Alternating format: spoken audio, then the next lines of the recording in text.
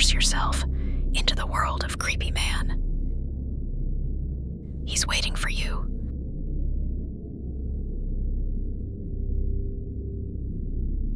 It all started with a phone call.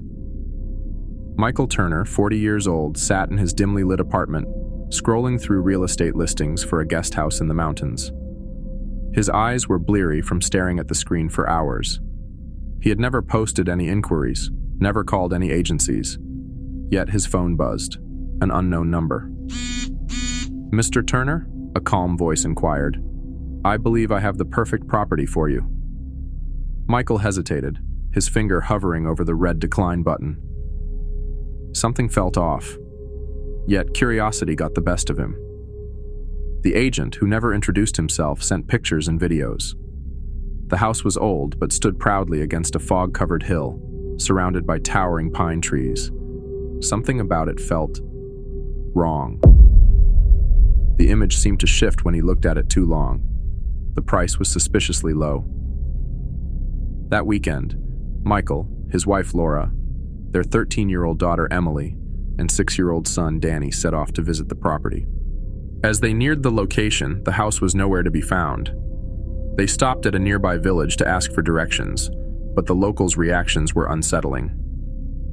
"You don't want to go there," one man muttered, his grip tightening on a bundle of dried herbs. "It's cursed."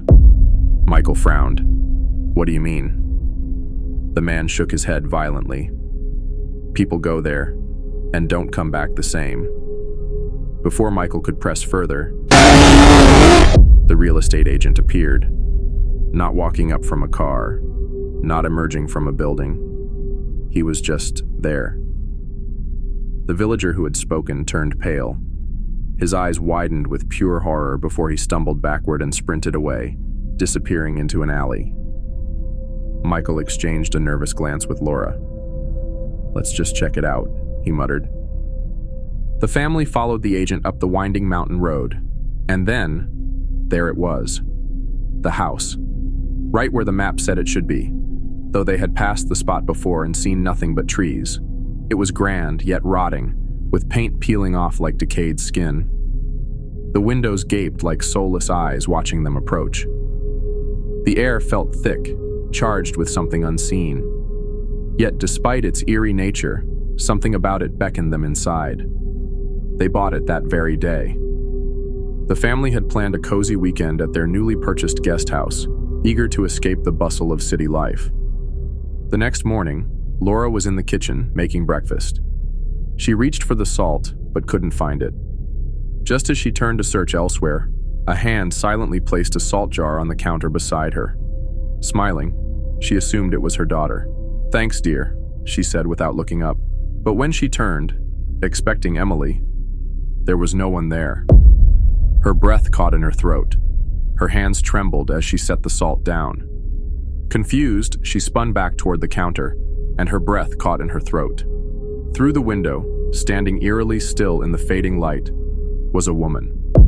Her long, tangled hair veiled her pale, hollow face, and her lifeless eyes stared straight into the kitchen. Laura screamed, and the figure vanished. Trembling, she dashed into the living room, gasping for breath, as she recounted everything to her husband. He chuckled, shaking his head. "You've been watching too many horror movies," he said, waving off her fear. "It's just your imagination." But the mother wasn't so sure. Later, that night, Emily lay on her bed, earphones in, scrolling through her playlist. A soft touch grazed her leg. She yanked off her blanket and sat up. Nothing. She shook it off, pressing play again. But instead of music, a whisper slithered into her ears. "Leave now, or she will kill you all." Then a child's laughter. Emily ripped the earbuds out and bolted out of the room, her heart hammering so loud it drowned out the silence. She didn't tell anyone as she thought they might make fun of her.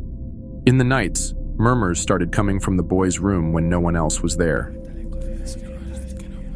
At first, the parents dismissed it as childish imagination, but soon, Danny started talking to someone, an imaginary friend. The boy would sit in his room, speaking softly, pausing as if listening to someone unseen. Then, one night, their son appeared at their bedroom door, his small voice cutting through the silence. "Mom, can I sleep with you?" he asked, his face pale, eyes wide with fear. The mother sat up, concerned. "Why, sweetheart? Did you have a bad dream?" He hesitated, then whispered, "The lady in my room. She wants me to kill sister." A cold shiver ran down the mother's spine. The father bolted upright, their sleepy haze instantly replaced by terror. They rushed to the boy's room, switching on the light. There was no one there. Then, a blood-curdling scream ripped through the silence. It came from their daughter's room. Panic surged through them as they dashed across the hallway. What they saw froze them in place. Their daughter was floating mid-air, her body twisting unnaturally above the bed. The furniture and toys around her hovered in eerie suspension. A shadowy woman stood at the foot of the bed, her hollow eyes locked onto the girl. The ghostly woman slowly turned her head toward the parents. Her face contorted into something inhuman, deep-set black eyes, an unnerving grin stretching across her face. Then, she opened her mouth and let out an ear-piercing shriek. The bedroom door slammed shut. The parents pounded on it desperately, but it wouldn't budge. When they finally forced it open, the room was eerily still, except for their daughter, now lying lifeless on the bed. The mother collapsed in horror, sobbing. The father, barely able to think, fumbled for his phone to call the real estate agent, the one who had sold them this house. "The number you dialed is not a working number. Please check the number and dial again," a monotone voice responded. A gut-wrenching realization set in. This house was never meant for the living. Desperate to escape, the father picked up his daughter's body, grabbed his son's hand, and ran toward the front door. Just as they reached it, an unseen force hurled the mother against the wall with a sickening crack. She crumpled to the ground, motionless. The father stifled a sob, pulling his son closer.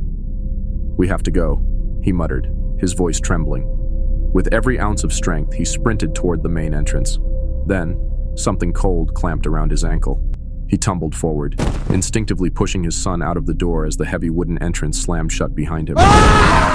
From outside, the boy could only hear his father's agonized screams, echoing through the house. Tears streamed down his face as he stepped back, his breath coming in shaky gasps. And then, he looked up. Through the upstairs window, two figures stared down at him, the ghostly woman and a child. Years passed, but the nightmares never did. The boy who had once escaped that cursed house grew into a man, but the memories of that night remained carved into his soul. The sound of his father's final screams, the lifeless eyes of his mother, the ghostly figures watching him from the window. Now he stood at the edge of the overgrown driveway, staring at the house that had stolen everything from him. For years he had lived in fear, running from his past. But tonight, he was done running. He had returned to uncover the truth, to find out what really happened to his family. And more than that, he had come to make the ghosts that haunted this house disappear forever. He clenched his fists. I was the one who got away, but now I'm coming back. Before you go, if you haven't subscribed yet, please do. And don't forget to hit that like button. Your likes help our videos reach more horror fans and motivate us to create even scarier content for you. And if you got a real-life horror story of your own, or one you've heard from someone, we'd love to hear it. Send your chilling encounter to mrcreepymanpod@gmail.com and it might be featured in a future episode. Thank you for watching, and we'll see you in the next terrifying tale.